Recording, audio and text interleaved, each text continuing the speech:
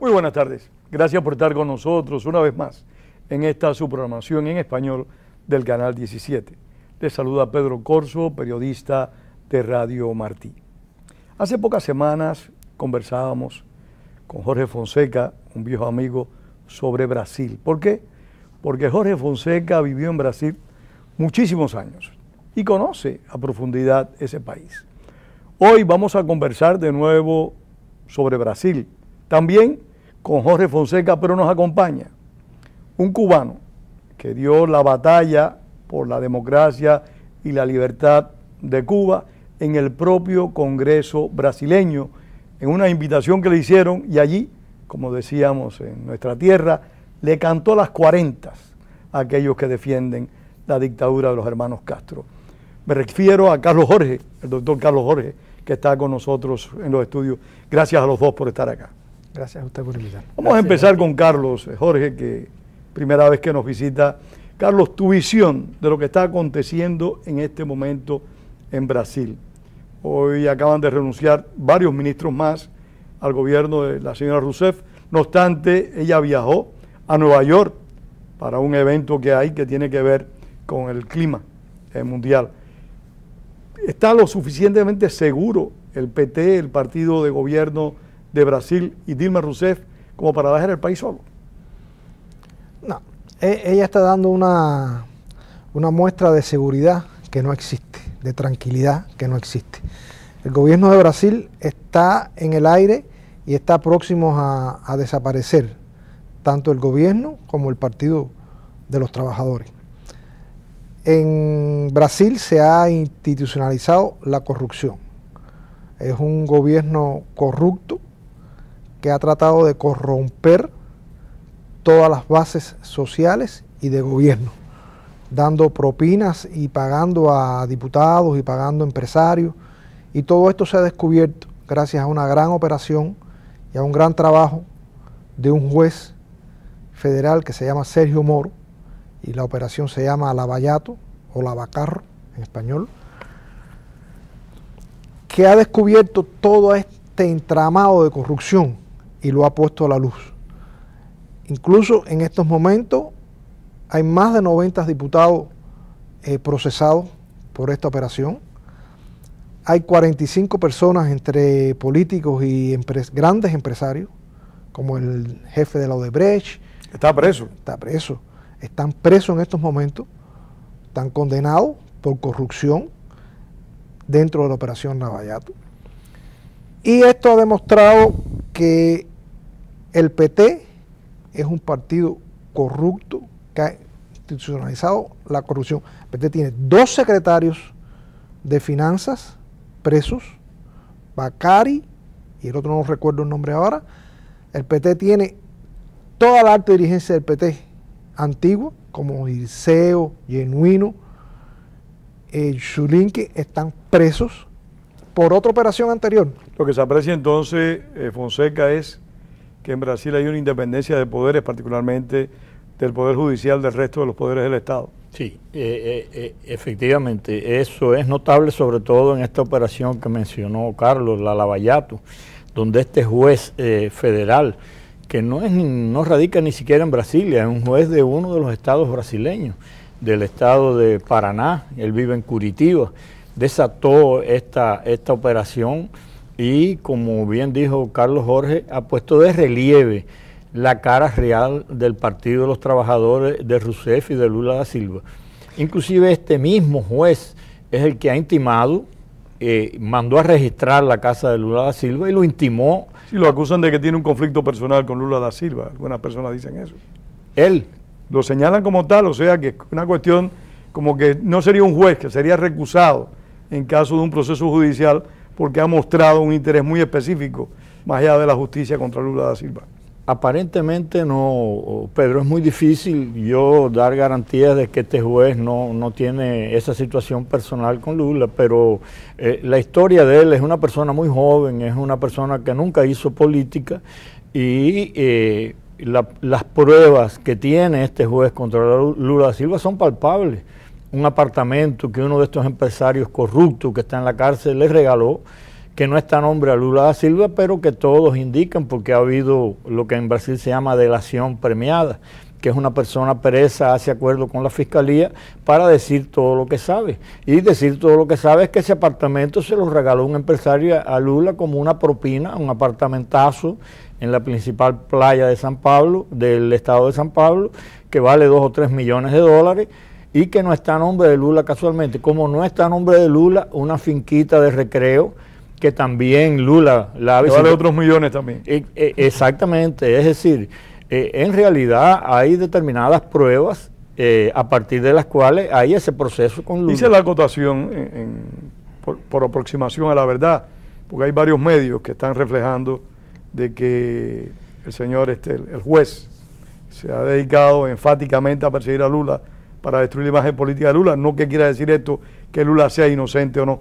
Quisiera preguntarte, Carlos Jorge, ¿la corrupción la trajo a Brasil el PT o era un proceso que existía en el país previamente? ¿Se habían dado escándalos de corrupción o no? O sea, ¿fue un invento del PT o simplemente se profundizó con el Partido de los Trabajadores? No, es evidente que el PT no inventó la corrupción. La corrupción siempre existe, como existe en todos los países, pero no a tal proporción como está en estos momentos. Es un problema de gobierno.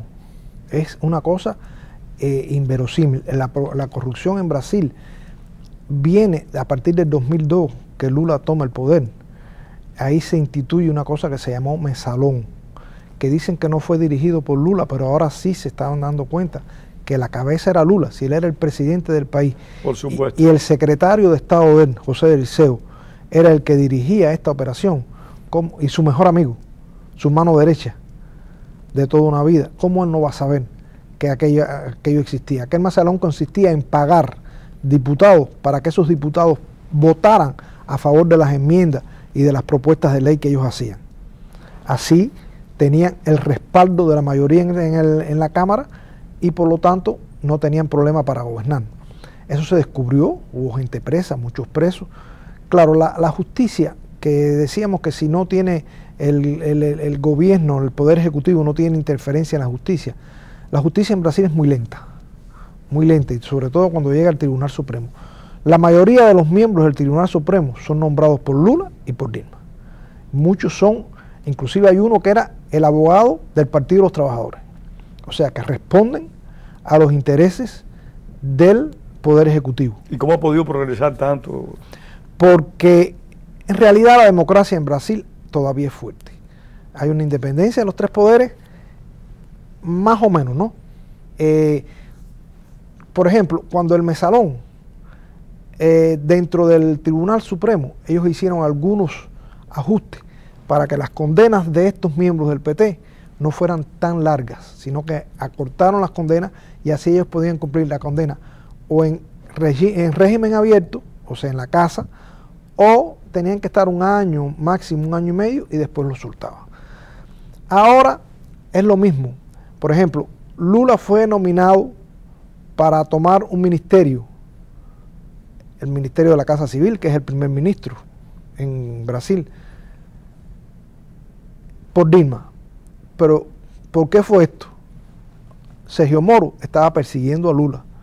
Con autorización de la justicia, Sergio Moro pudo grampear los teléfonos. Grabar. Sí, grampear para poder grabar. Y se descubrieron muchas cosas. Entonces, ¿qué se descubrió? Por ejemplo, una llamada de la Presidente, que este es el problema. ¿Cómo van a grabar la Presidente? Bueno, si la Presidente llamó a ese teléfono que estaba grampeado para grabar. O sea, no estaban grabando a la Presidenta, sino grabando el teléfono de Lula, que no era nadie del gobierno. Sí, no tenía foro privilegiado. Era un ciudadano cualquiera, un expresidente. Eso es importante aclararlo. Él no tenía. Entonces, ellos se reúnen y dicen, ellos saben, porque ellos tienen un infiltrado dentro de la operación Lavallato. Él sabía que le iban a visitar la casa, él se preparó para todo. entonces ellos saben que lo van a atacar. Entonces Dilma le manda un papel, un nombramiento para su casa y lo llama y dice, te estoy mandando el nombramiento de ministro. Si te atacan o cualquier cosa, tú lo firmas y tú dices que tú eres ministro. Y ya no te pueden hacer nada. Y eso se grabó, está grabado. Inmunidad, como se dice acá. Sí, para darle inmunidad. Es el foro privilegiado que se dice. Entonces, Pedro, yo quiero aclarar ahora un detalle, porque internacionalmente, y por eso Dilma ha viajado a las Naciones Unidas, ella quiere denunciar que le están dando un golpe.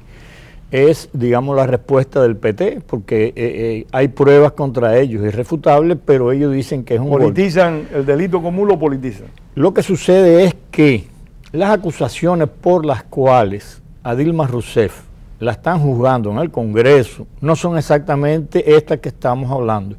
Dilma Rousseff, como persona, es una persona considerada honesta como político.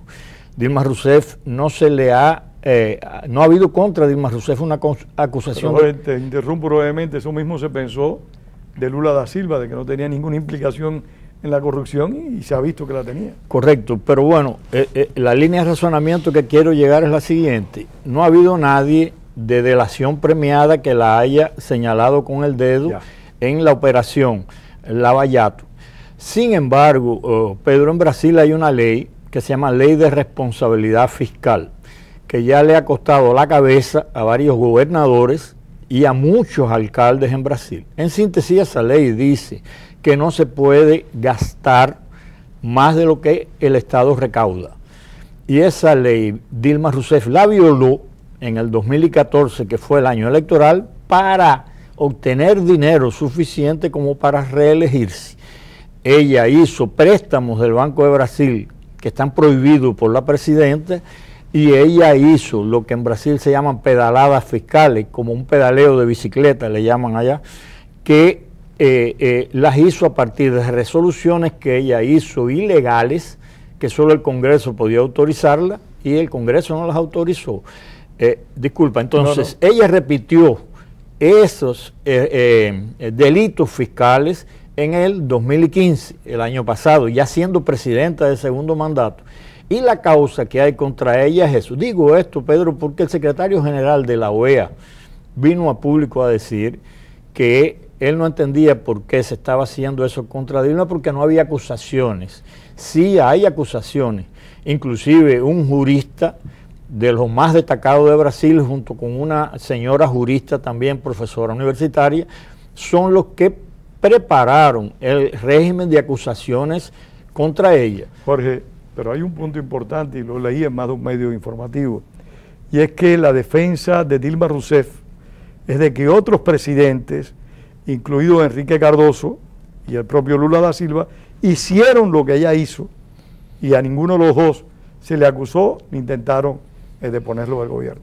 ¿Es verdad eso? Es correcto. Lo que sucede, Pedro, es que si otro presidente cometió delito y no fue juzgado, no significa que si ella cometió delito sea inocente. Es decir, ella continúa siendo culpable de esas acusaciones. Los otros también fueron culpables. Los otros fueron culpables, quizás. Ese es lo que argumenta el PT. Lo que sucede, Pedro, que ella comete esos delitos en el contexto actual que acaba de escribir magistralmente Carlos Jorge. Brasil ha decrecido el año pasado 3,5%. Una crisis económica terrible. Terrible. Las personas no están recibiendo su salario. Por ejemplo, en el estado de Río Janeiro, que tengo un hijo que es funcionario, es profesor de la universidad, y el día de recibir su salario no lo recibió, lo va a recibir dentro de una semana, la mitad. Es decir, el Estado no está recaudando, el Estado brasileño, dinero, por tanto no tiene cómo pagar a los trabajadores. Carlos Jorge, esto realmente es muy, muy interesante y muy movido. Lo que a mí me llama la atención es hasta qué punto es verdad la afirmación de que los posibles relevos de Dilma Rousseff también están involucrados en casos de corrupción. Estoy hablando del vicepresidente, que dicen que está también involucrado en casos de corrupción, y estoy hablando del presidente de la Cámara, en particular de Acuña, que también dice que está involucrado en casos de corrupción. No, como yo te dije al principio, la corrupción en Brasil está institucionalizada. Se dice en Brasil, es un comentario general, que todos los políticos son corruptos. Siempre hay excepciones, ¿no? Pero la regla es esa. Eso también se dice en otros muchos lugares como este. Entonces, ¿qué pasa? Temer todavía no ha sido acusado ni se le ha demostrado nada. Cuña ha recibido dinero dentro y fuera del país, está demostrado. Es un corrupto. Sin embargo, sigue siendo presidente de la Cámara. Sí, pero vamos allá. Renan Cayero, que es el presidente del Senado, es un corrupto, demostrado. Lo están procesando. Y como yo ya te dije, 90 diputados más. Y por ahí Pimentel, que es el gobernador de Minas Gerais, lo están procesando. El cuadro es desolador, ¿eh? Es un cuadro desolador. El cuadro es aterrador. Estarrecedor, como diría Dilma. ¿Qué pasa? El Brasil ha caído en un impasse que va a ser difícil de salir. Aécio Neves, que es el principal opositor político del gobierno, también se comenta de que tiene historia de corrupción. Claro, ellos ahora le están diciendo corrupto a todos los opositores. Por supuesto. A Alcuin, Neves, todos esos le están tratando de sacar algo, porque es una forma de desmoralizarlo. Es decir, yo no soy solo el único. Pero es lo que yo digo, si tú no eres el único y el otro tampoco, sirve. Bueno, se van los dos. Esa es la solución, eso es verdad. Se van los dos y van presos los dos. Es la única manera de mejorar ese país. País grande, maravilloso, muy rico, pero que los están destruyendo con el populismo de izquierda de los gobiernos del PT. A mí me llama la atención, y ahora que estás tocando populismo de izquierda y PT en particular, Jorge, el hecho de que estas personas, estas agrupaciones políticas, el chavismo en Venezuela, Evo Morales en Bolivia, Correa en Ecuador, los Fernández, Kirchner en Argentina, etcétera, etcétera, y Lula, por supuesto, llegan con un discurso de justicia social, de resolver todos los problemas a los pobres, pero el principal problema que resuelven es el de ellos. Se hacen ellos cada vez más ricos. Asimismo, Lula da Silva Corso ganó la presidencia del primer mandato con un lema muy interesante. El lema de él era: yo lo que quiero es un país decente. Sin embargo, convirtió él y su partido al país en esa descripción que acaba de hacer Carlos Jorge magistralmente. El PT Corso funciona con el dinero público y en una simbiosis delincuencial con el interés privado del partido. De la misma forma que estamos acostumbrados los cubanos a ver a Fidel Castro, a Raúl Castro, a los hijos de Fidel paseando por Grecia y Turquía en yates majestuosos. Sin haber nunca trabajado. Sin haber trabajado y con dinero público, porque allí en Cuba nadie tiene dinero privado, lo que tiene son salarios de miseria. Eso se quiere repetir a nivel de otros países donde la institucionalización es otra, donde hay una libertad del Poder Judicial y donde hay oposición. Carlos Jorge, la paradoja de esto es que hay agrupaciones políticas y políticos que, aunque sean corruptos, aunque hagan mal gobierno, siguen contando con un relativo apoyo popular.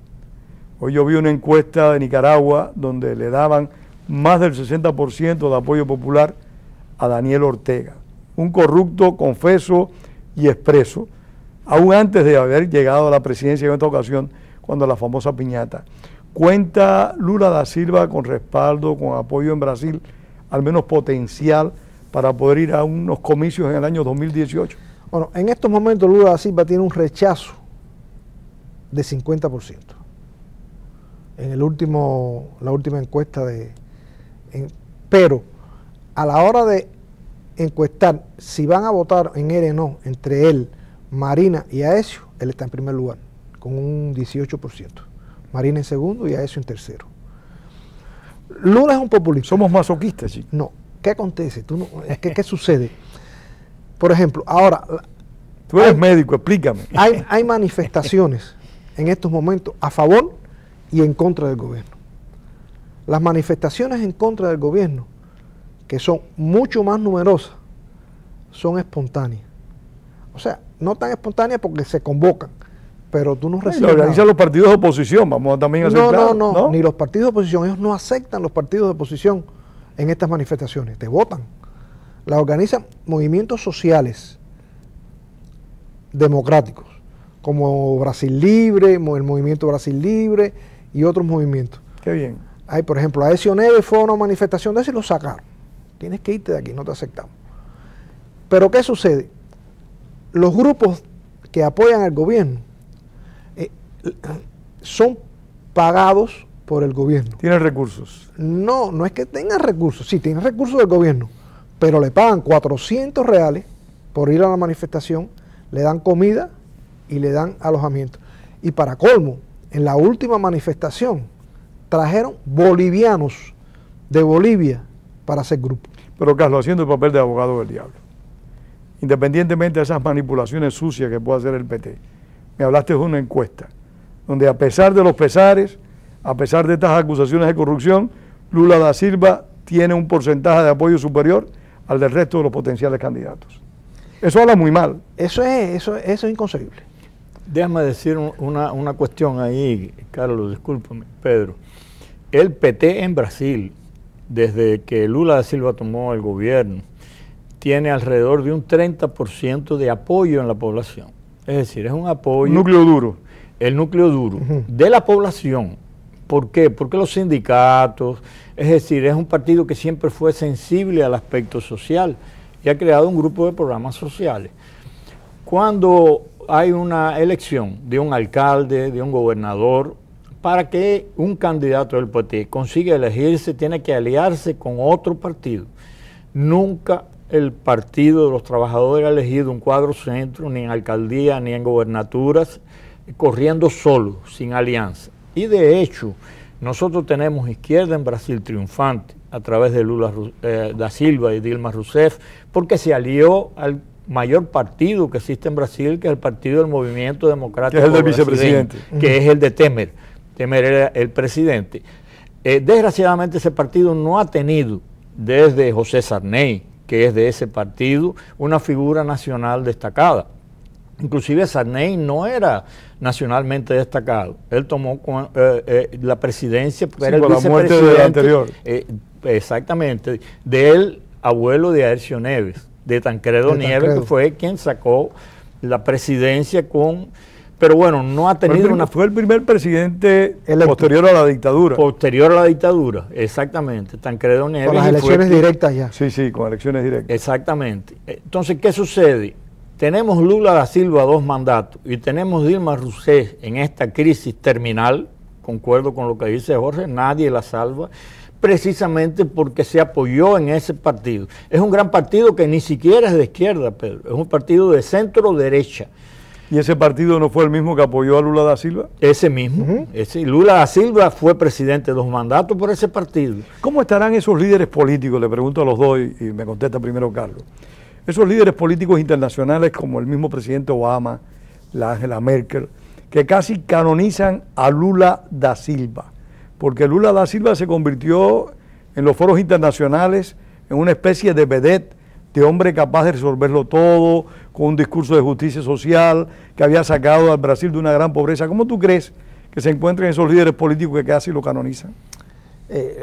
Lula da Silva es una vedette y ha sido canonizado y ha sido llevado a la fama porque les conviene a ellos tener un líder popular que sea tan importante. Pero yo te puedo decir una cosa de Lula da Silva para que tú veas a dónde llega Lula da Silva, que él hizo un comentario que está en las redes, que él estaba en una reunión internacional y él dijo, no, porque en Cuba, en Brasil hay no sé cuántos millones de moradores de rúa.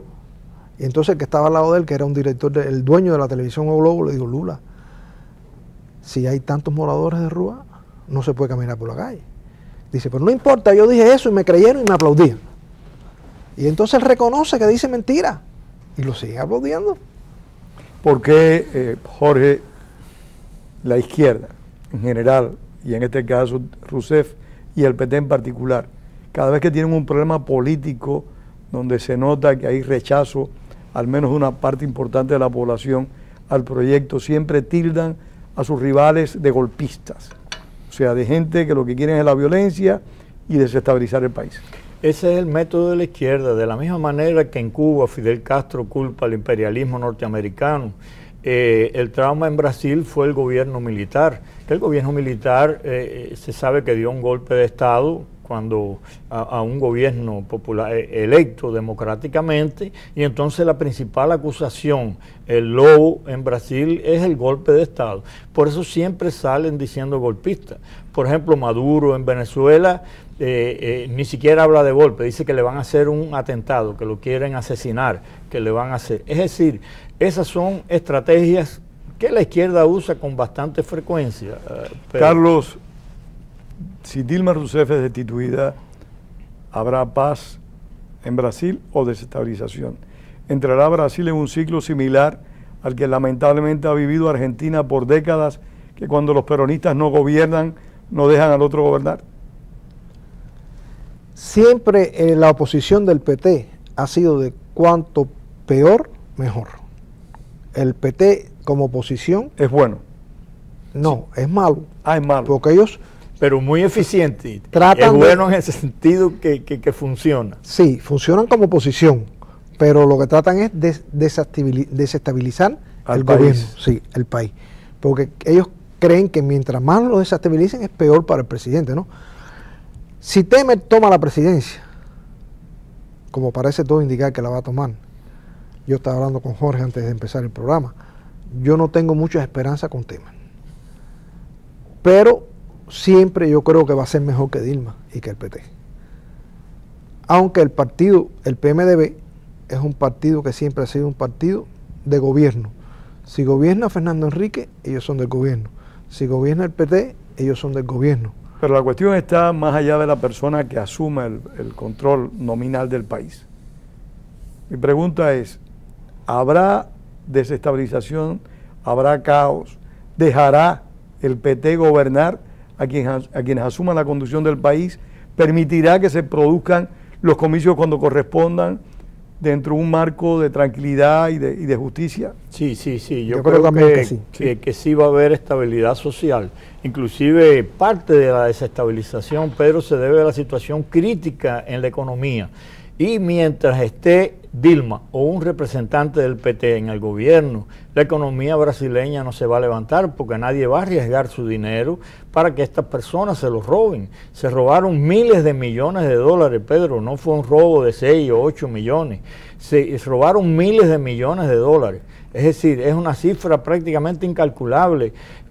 Petrobras era la mayor empresa petrolera de América del Sur y está prácticamente en la calificación número 64, 65.